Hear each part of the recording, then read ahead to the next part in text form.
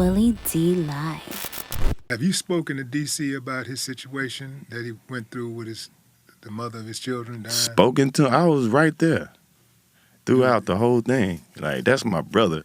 Like, blood couldn't have made me and DC no closer, bro. you was there when she died? Bro, I was there when the first time he saw her. I was there when he met her. I was there when they was, I'm talking about from that moment of inception all the way to that. So, man, that shit, I would never imagine that shit would affect me like that or make me feel like that.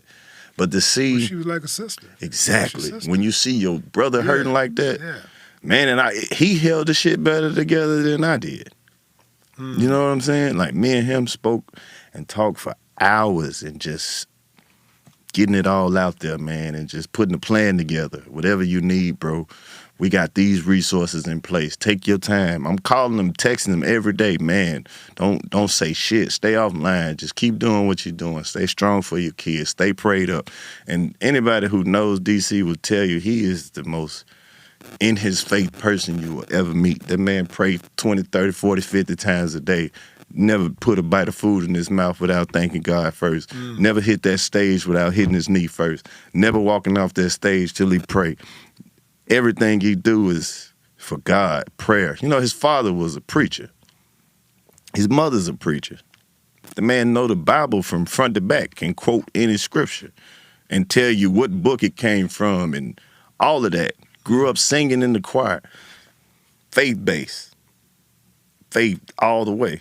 So to see him have to go through that publicly, you never think about the other side of that sword, where it's the double-edged sword, where it's like, they gonna celebrate you when you need to be celebrated. But when you going through something, everybody's opinion gonna be 10 times louder.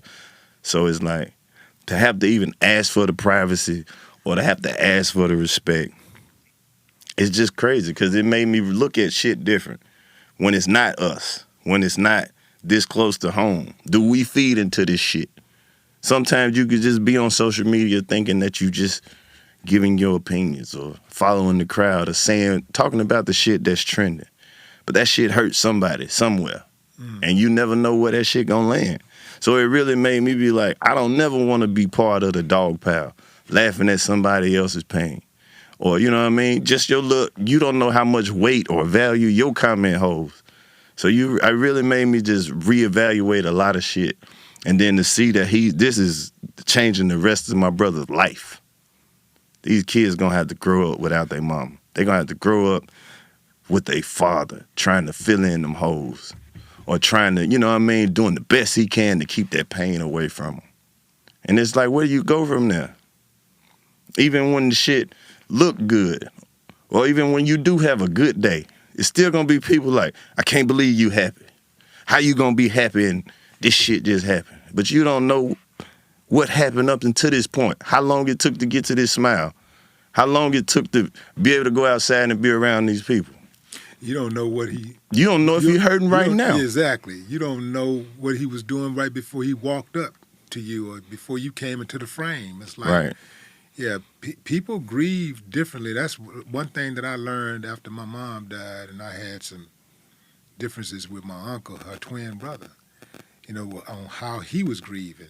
I was like, I ain't see enough grief.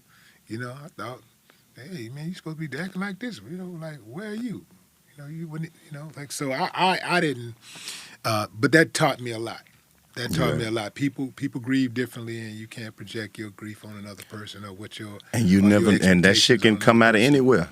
Yeah, that threw me off big time because I know DC and DC is a good dude, you know, and to see him going through something like that, and you know the spotlight was on him. Right. You know, like everybody's watching him to see, okay, now what you gonna do now, DC? You handled everything else, you know. You do your comedy. You know, you're in control. You do your, you know, when you're speaking, you're in control. You're acting, Right. you're in control. Okay, now what you gonna do? And that did trip me out that some people were trying to tell him how to grieve. Yeah, because they didn't know the scope of the relationship. You know, social media can only give you so much. I guess it's just like if you don't have what their perfect image of idea of, oh, well, you wasn't doing this, or y'all weren't this, or we never saw that. That don't mean the shit didn't happen.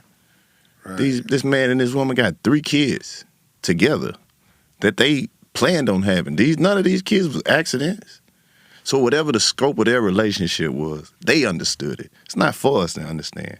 Yeah. We don't know what arrangements they made or what they said in private or what they even laid out for they family plan for their kids. That's not for us to know. And to see people try to tear that apart or try to say that it wasn't what it was, that shit is aggravating because it's like, bro, you don't even understand. Like, this somebody I've been around every day for the last 10 years.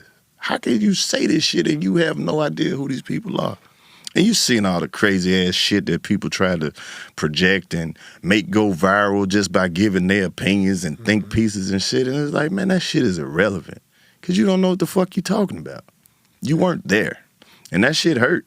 It hurt to know that when some real shit happened, people still gonna be on the bullshit.